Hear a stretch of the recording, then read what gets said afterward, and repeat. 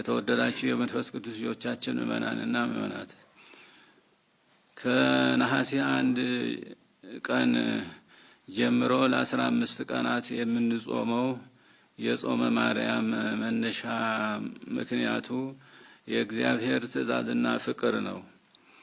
እግዚአብሔር ሰውን በአጠቃላይ በተለይም ደግሞ እንደ ፈቃዱ የኖሩ ቅዱሳንን እንድናከብር አዞናል።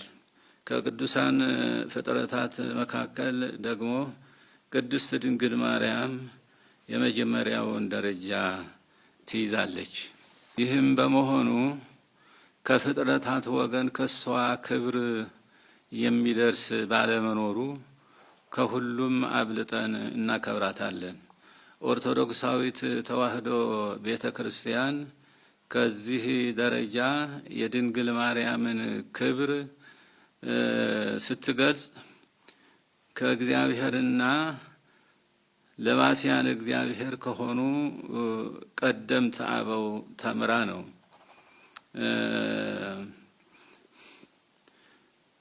በአራተኛው መቶ ክፍለ ዘመን የነበረው የታወቀው ቅዱስና ዓለም አቀፋዊ አባት ቅዱስ ኤፍሬም የድንግል ማርያምን ክብር ቅድስናና ልዕልና ሲናገር ይእቲ ተአቢ እምኪሩቤል ወትፈደፍድ እምሱራፌል እስመ ኮነት ታቦተ ለአሐዱ ዘእም ቅድስት ሥላሴ።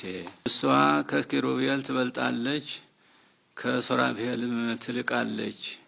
ከቅድስት ሥላሴ አንዱ ለሆነው ታቦት ወይም ማደሪያ ሆናለችና በማለት አስተምሮናል። በመሆኑም ለሷ መታሰቢያ በሆነው በዚህ ጾመ ድንግል ማርያምን በዚህ ደረጃ ስናከብር ትእዛዙን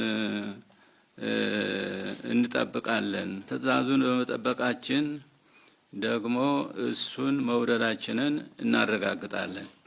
እኛ ድንግል ማርያምን እንድንወዳት እናታችሁ ብሎ እንዳዘዘ እሷም ልትወደን ልጆችሽ ተብላ ታዛለችና ለኛ ትጸልያለች። በጸሎቷም ከመከራ ትታደገናለች።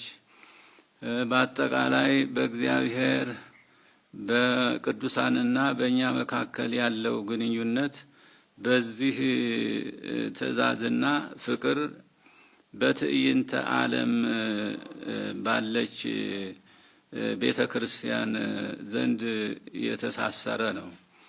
ስለሆነም በዚህ የጾም ፍልሰታ ለማርያም ሱባኤ የተራቡትን በመመገብ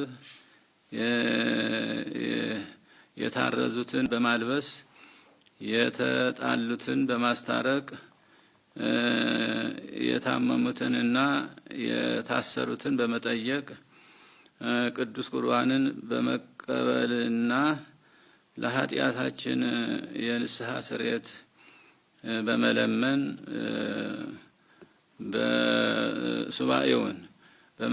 ሱባኤውን ልናሳልፍ ይገባል።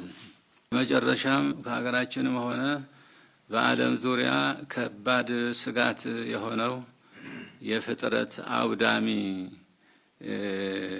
ጦርነትን በመለኮታዊ ጥበቡና ስልጣኑ እንዲያስቆምልን በቅን ልቡና በትሁት ሰብእና ሆነን እግዚአብሔርን በዚህ ሱባኤ እንድንጠይቀው አደራ ጭምር አባታዊ መልእክታችንን በእግዚአብሔር ስም እናስተላልፋለን።